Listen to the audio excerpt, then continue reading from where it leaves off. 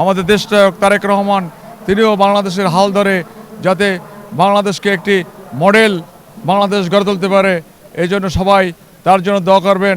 আজকে আমরা খুব শোকাহত যে আমাদের এই যে নবযাত্রা, গণতন্ত্রের নবযাত্রা শুরু হবে আগামী 12ই ফেব্রুয়ারি জাতীয় নির্বাচনের পরে।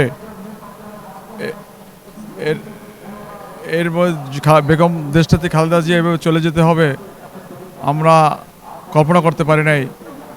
আজকে দেশটাতে এই শূন্যতা, যিনি আপোষহীন নেতৃত্ব দিয়েছেন, যিনি কারোর সাথে কোনো স্বৈরাচারের সাথে আপোষ করে নাই, আজকে বেগম খালেদা জিয়া তিনি 3 দিন বেলার প্রধানমন্ত্রী।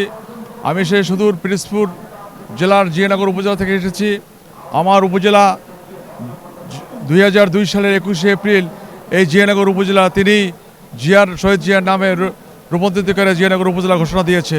সেই থেকে সেখানে যে উন্নয়ন হয়েছে, এই দেশটাতে বেগম খালেদা জিয়ার কারণে উন্নয়ন হয়েছে। আমরা আজকে এখানে সেই পিরোজপুর থেকে এসেছি, তার রুহুর মাগফিরাত কামনার জন্য এসেছি। আমাদের এলাকা থেকে হাজার হাজার শত শত আমাদের নেতাকর্মীরা, সাধারণ মানুষ আজকে জানাজায় উপস্থিত।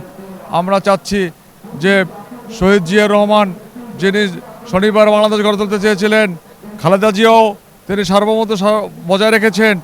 আজকে তারই উত্তরসূরি আমাদের দেশনায়ক তারেক রহমান তিনিও বাংলাদেশের হাল ধরে যাতে বাংলাদেশকে একটি মডেল বাংলাদেশ গড়ে তুলতে পারে, এই জন্য সবাই তার জন্য দোয়া করবেন এবং দেশনেত্রী বেগম খালেদা জিয়ার জন্য দোয়া করবেন, আল্লাহ যেন তাকে জান্নাতবাসী করে।